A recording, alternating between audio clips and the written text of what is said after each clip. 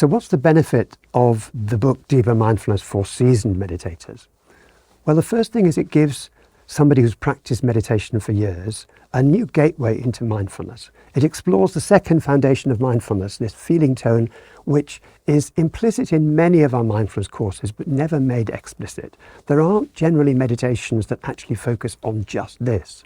And by spending time with that aspect of the mind, it reveals things that seasoned meditators tell us they'd never seen before.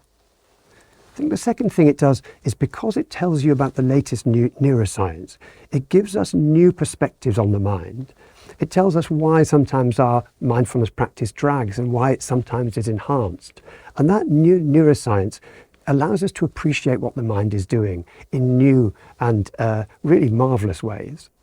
I think the third thing it does is by giving us a range of practices, a range of length of practices. There's always something you can do when the practice begins to run dry and you feel you need to reboot your meditation practice. And for those reasons, people who've done meditation for many years in our research have told us that this really enhances their practice and gives them new perspectives on mindfulness that they'd never thought possible. For example, one of the things in the neuroscience, it shows how much the brain is active all the time planning actions for us and how much actually our mind plans actions that we never will take. Most of them are irrelevant, and yet we go through our body budget, we use up a lot of energy on all things that most of which we don't need. And one of the meditations towards the end of this course has the phrase, "No action needed right now." No action needed in this moment.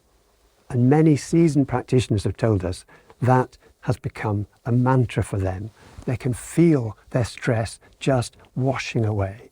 And that moment is both a moment of calm and a moment of great insight, because they hadn't realized how much their mind was busy.